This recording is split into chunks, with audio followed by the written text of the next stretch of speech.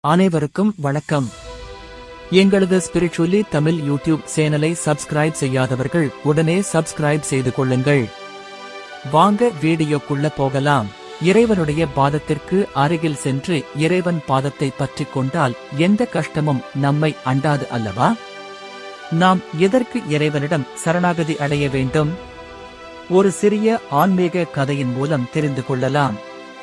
ஒரு சிறிய குளத்தில் மீன்கள் நிறைய இருந்தன. மீனவன் ஒருவன் ஒரு வாரத்துக்கு ஒரு முறை அந்த குளத்தில் வலை வீசி மீன்களை பிடித்துச் செல்வான். அந்த மீனவன் வரும் போதெல்லாம் எல்லா மீன்களும் பயந்து நடுங்கி ஓடியது. ஆனால் ஒரே ஒரு மீன் மட்டும் எந்தவித பயமில்லாமல் சந்தோஷமாகவே இருந்தது.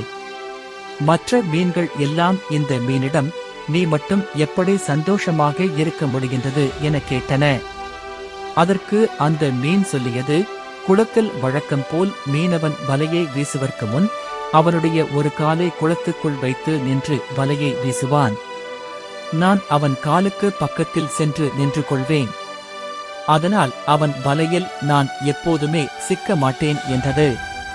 அதுபோல நாமும் இறைவனுடைய பாதத்திற்கு அருகில் சென்று அவர் பாதத்தை பற்றிக் கொண்டால் எந்த கஷ்டமும் நம்மை அண்டாது அல்லவா?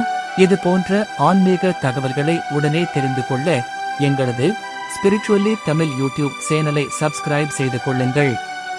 நன்றி, வணக்கம்.